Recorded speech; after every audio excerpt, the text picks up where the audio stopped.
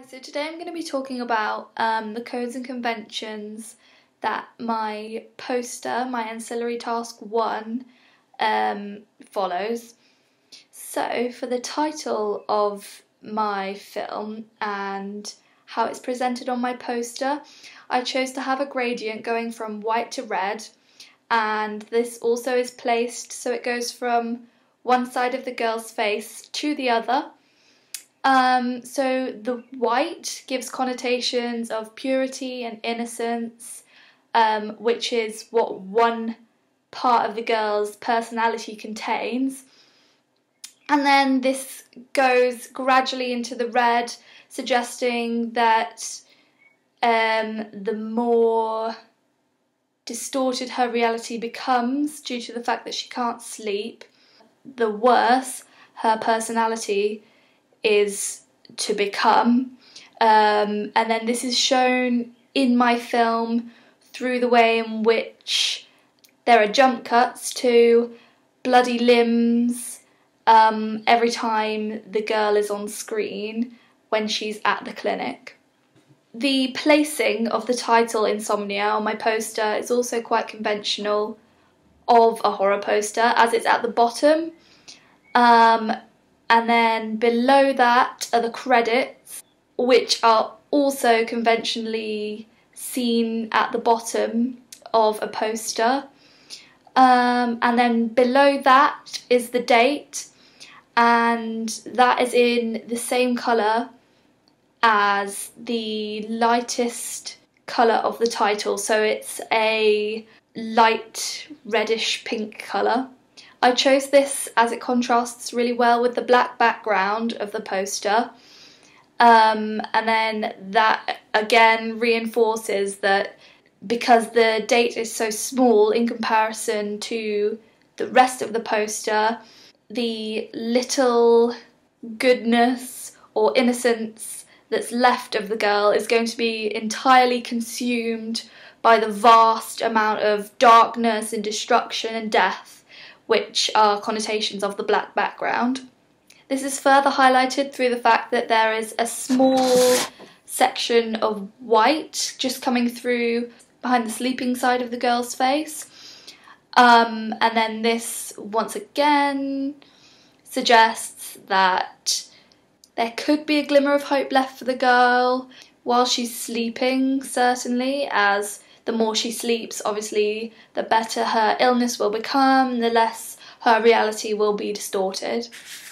I chose to have the protagonist centre frame as well as an extreme close-up shot of her, as I felt that this helped the audience to focus entirely on her facial expressions and the fact that half of her face is asleep and half of it is awake, which help to represent the main narrative of my short film. The use of the extreme close-up of the protagonist is also shown within the film poster for Silence of the Lambs, which was my main inspiration for my own film poster.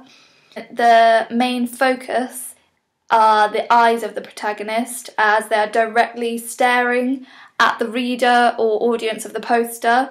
And this is also what I wanted to capture within my own poster, as I felt that it was important for the image on the poster to connect directly to the audience. For my tagline, however, I chose not to directly address the audience, as I felt it was rather cliche and overused within horror posters.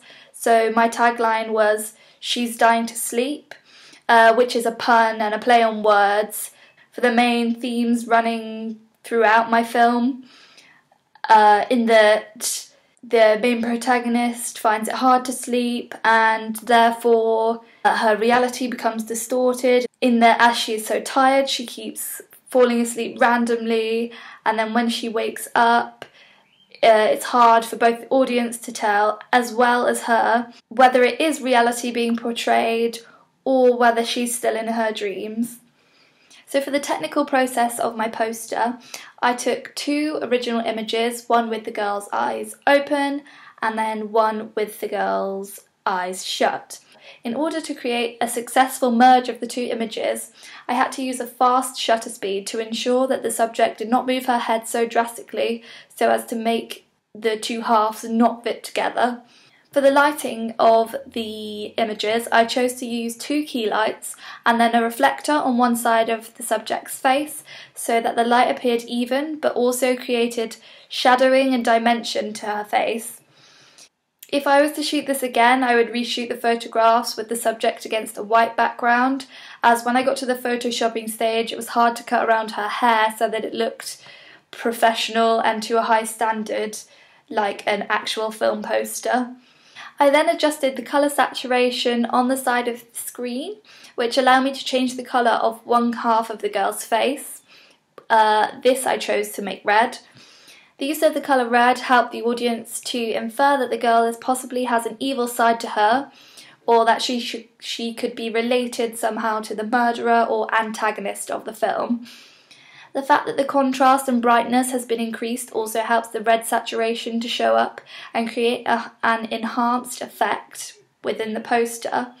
This is also reminiscent of the poster for Silence of the Lambs, as you can't really see the outline of the subject's face. You can mostly only see her eyes and mouth.